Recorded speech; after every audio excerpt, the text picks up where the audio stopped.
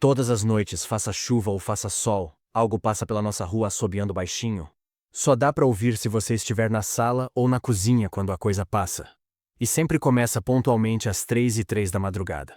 O som é bem fraco no começo, vindo lá da ponta da rua, perto da casa do seu Silva.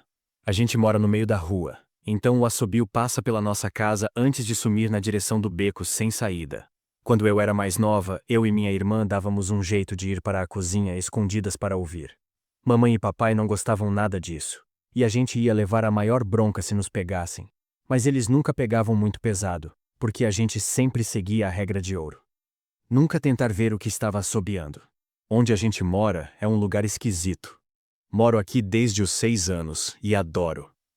As casas são pequenas, mas bem cuidadas, com quintais espaçosos e um monte de lugar para brincar. Tem várias outras crianças da minha idade por aqui.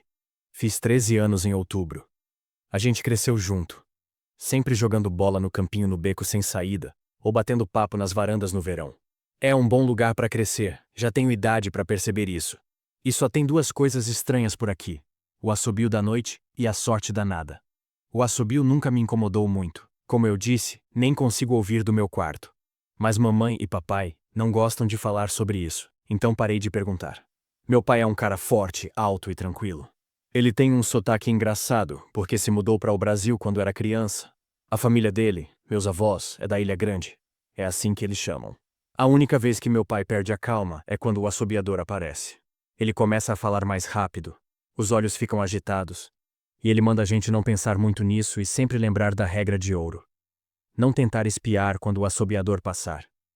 Não que a gente pudesse espiar, mesmo se quisesse. Todas as janelas têm persianas internas, feitas de um tecido grosso que vai até o chão e prende na parte de baixo da janela. Cada persiana tem até uma pequena trava, daquelas que a gente vê em diários. Meu pai tranca as janelas todas as noites antes de a gente ir dormir e guarda a chave no quarto dele. Minha mãe. Não sei o que ela pensa sobre o assobio. Já vi ela na sala antes, às 3h03, quando o som começa. Consigo ver se abro a porta só um pouquinho para espiar. Ela não sai muito, pelo menos não vejo ela saindo. Mas 1 ou 2 vezes por mês acho que ela fica sentada no nosso sofá vermelho só ouvindo.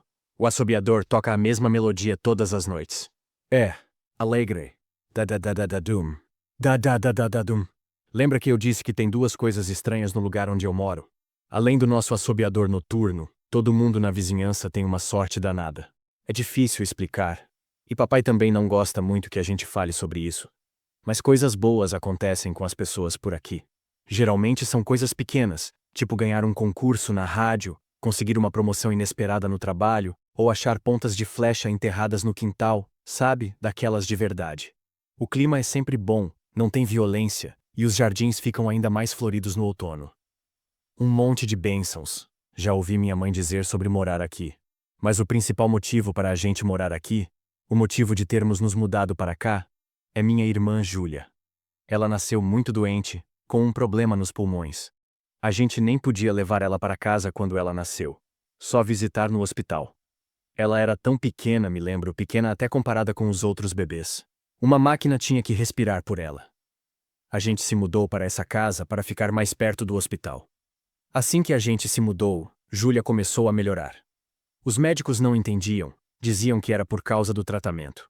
Mas a gente via que eles estavam confusos. Mas meus pais sabiam, e até eu sabia, que a melhora da Júlia era só mais uma das bênçãos que a gente recebia por morar na nossa rua.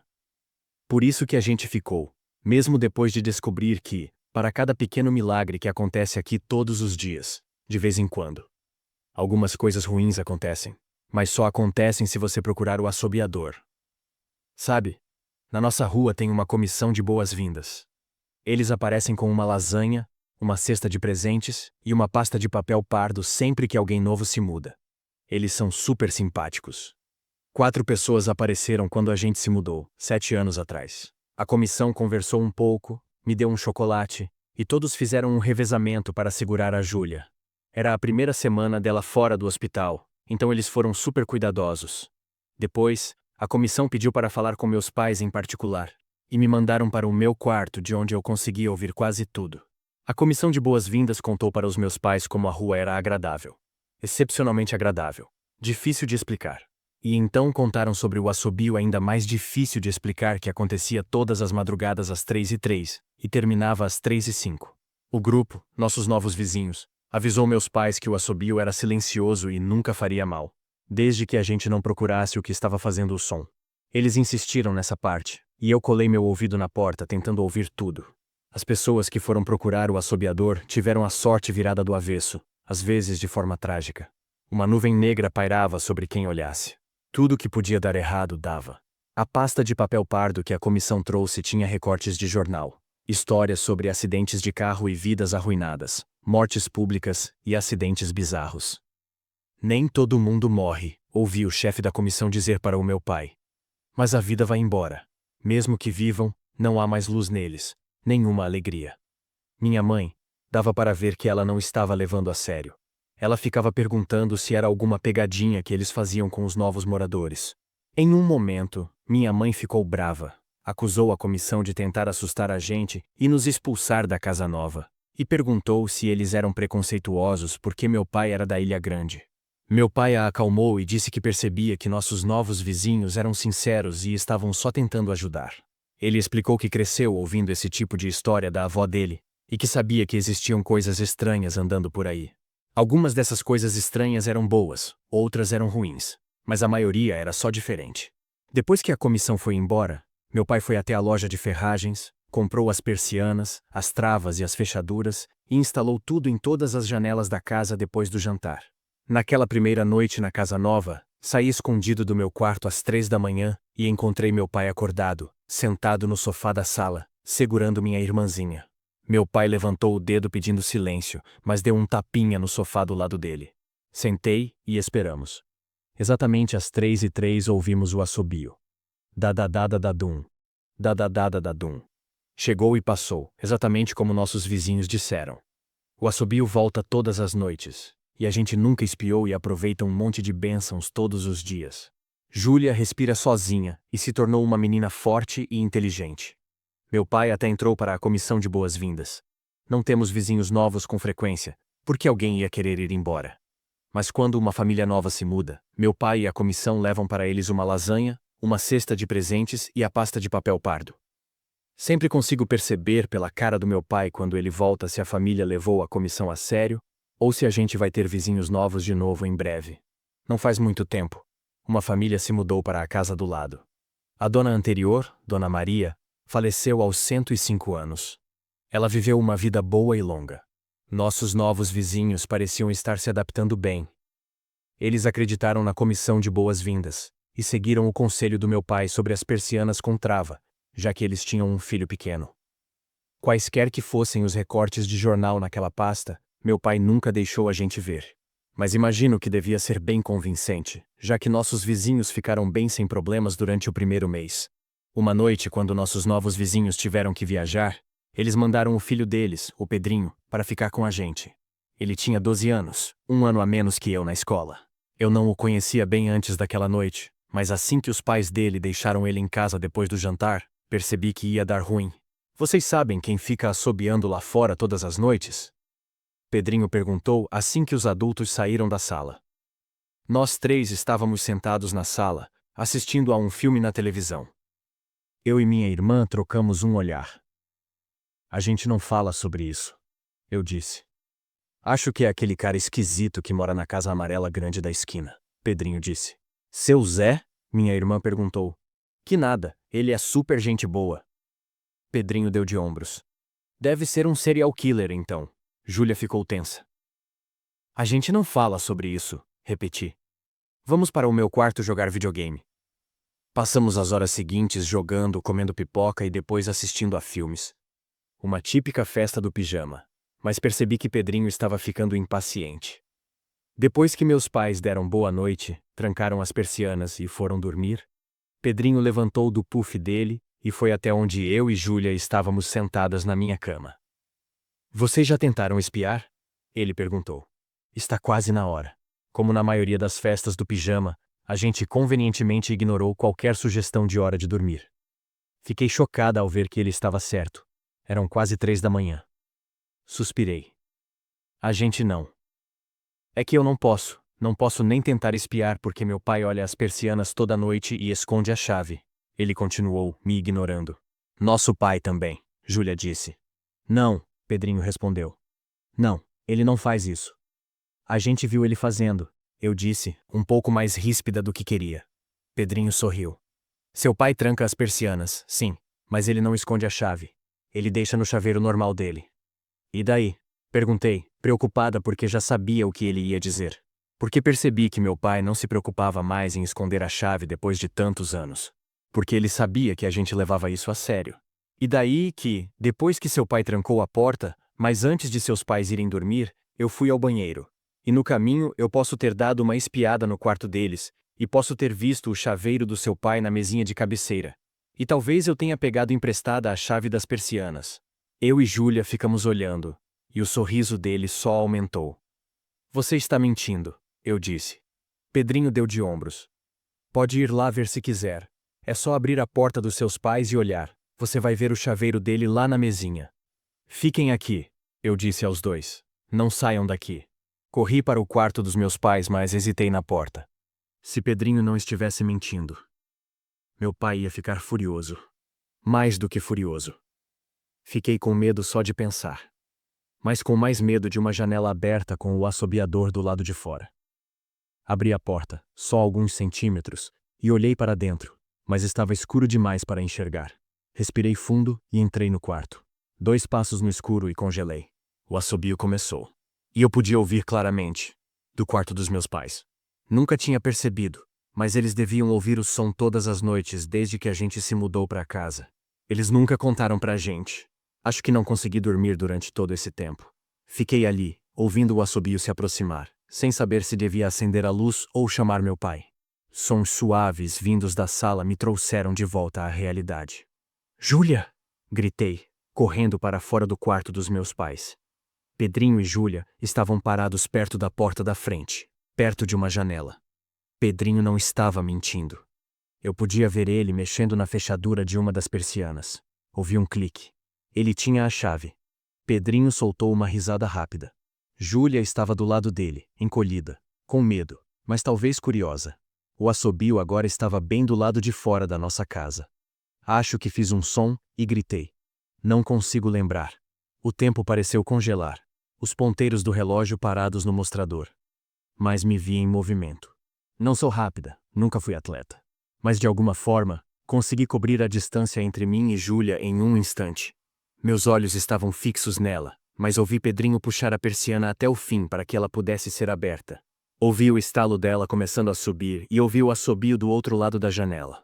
Mas eu estava com meus braços em volta da Júlia e me virei para que ela ficasse de costas para a janela. Ao mesmo tempo, fechei os olhos com força. A persiana se abriu de repente. O assobio parou. Senti Júlia tremendo nos meus braços. Não olha, tá? Eu disse para ela. Não se vira. Nos posicionamos de modo que ela ficasse de frente para o corredor e eu de frente para a janela. Meus olhos ainda estavam fechados. Senti que ela acenava com a cabeça no meu ombro. Estendi o braço que não estava segurando Júlia e tentei tocar Pedrinho. Minha mão roçou no braço dele. Ele estava tremendo mais do que Júlia. Pedrinho? Perguntei. Silêncio. Estendi a mão por cima dele e tateei cuidadosamente em busca da janela, com os olhos ainda fechados. O vidro estava frio contra a ponta dos meus dedos. Mais frio do que devia para a época do ano. Movi minha mão para cima da janela, procurando a cordinha da persiana. O vidro começou a esquentar à medida que eu me afastava, e ouvi um zumbido suave retornando às pontas dos meus dedos.